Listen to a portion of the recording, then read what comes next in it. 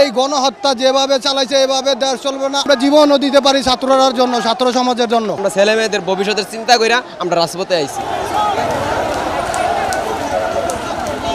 আন্দোলনকারীদের সাথে এই মুহূর্তে যুক্ত হয়েছেন রিক্সা চালকরাও। আমরা এই মুহূর্তে রয়েছি রাজধানীর শহীদ মিনারে, অর্থাৎ শহীদ মিনারে আমরা দেখতে পাচ্ছি আন্দোলনকারীরা যখন বিভিন্ন পয়েন্ট থেকে এসে এখানে স্লোগান দিচ্ছিল, তখন রিক্সা চালকদের আমরা দেখেছি তারা এখানে অনেকেই যাত্রীদের পারাপার না করেই কিন্তু এখানে এসে তারাও অবস্থান নিয়েছেন এবং আমরা দেখতে পাচ্ছি তারা বিভিন্ন স্লোগানে কিন্তু মুখরিত করে তুলছেন। রিক্সা চালকরা মূলত যে বিষয়টি বারবার বলছেন যে তারা ছাত্র আন্দোলনের সাথে তারা একাত্মতা ঘোষণা করে তারা জানান দিতে চান যে ছাত্রদের আন্দোলন, যৌক্তিক আন্দোলনের উপর নির্বিচারে গুলি চালানো হয়েছে এমনটি বলেই তারা কিন্তু স্লোগান দিচ্ছেন। এবং সায়েন্স ল্যাবরেটরি এবং শান্তিনগর সহ বিভিন্ন গুরুত্বপূর্ণ পয়েন্টে কিন্তু শিক্ষার্থীরা জড়ো হয়েছিলেন। সেই শিক্ষার্থীরা দলে দলে মিছিল নিয়ে এই মুহূর্তে অবস্থান করছেন কেন্দ্রীয় শহীদ মিনারে। কেন্দ্রীয় শহীদ মিনারে তারা বৃষ্টি উপেক্ষা করে তারা স্লোগান দিচ্ছেন গুড়ি গুড়ি বৃষ্টির মধ্যে, এবং মাঝে মাঝে কিন্তু মুষলধারেও বৃষ্টির চিত্র আমরা রাজধানীর বিভিন্ন পয়েন্টে দেখেছি। সেই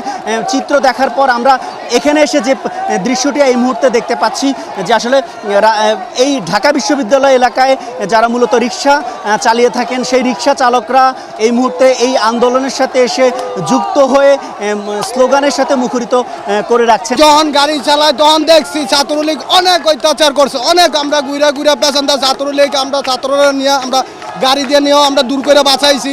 কোমন অনেক ছাত্রলীগরা ছাত্ররা আহত করছে। ওই দুঃখ আমরা জীবনও দিতে পারি ছাত্ররার জন্য, ছাত্র সমাজের জন্য। রাষ্ট্রভাবে দেশ চলতে চায় কোমন এই গণহত্যা যেভাবে চালাইছে এভাবে দেশ চলবে না। আমাদের তো শেষ, আমাদের ছেলে মেয়ের তো ভবিষ্যৎ আছে, তাদের ভাই ছায়া তো আমরা তো না খাই তোমার এটা বাদ। আমরা ছেলে মেয়েদের ভবিষ্যতের চিন্তা কইরা আমরা রাজপথে আইছি। সড়কে এই মুহূর্তে রিক্সা চালকরা সড়ক বন্ধ করে রেখেছেন এবং বৃষ্টি উপেক্ষা করেই কিন্তু শিক্ষার্থীরা এখানে স্লোগান দিচ্ছেন। আমরা শিক্ষার্থীদের সাথে যেমন কথা বলবার চেষ্টা করেছি, তেমন রিক্সা চালকদের সাথেও আমরা কথা বলবার চেষ্টা করেছি। তারা আমাদেরকে যেমনটি জানিয়েছেন যে বর্তমান যে পরিস্থিতি রয়েছে সেই পরিস্থিতিতে শিক্ষার্থীদের উপর নির্বিচারে গুলি চালানোর প্রতিবাদেই কিন্তু তারা এখানে দাঁড়িয়েছেন এবং তারা এর সঠিক বিচার চান এবং তারা বিভিন্ন দাবি দেওয়া কিন্তু এখান থেকে তুলছেন। তো এই ছিল এখান থেকে আমার কাছে সর্বশেষ।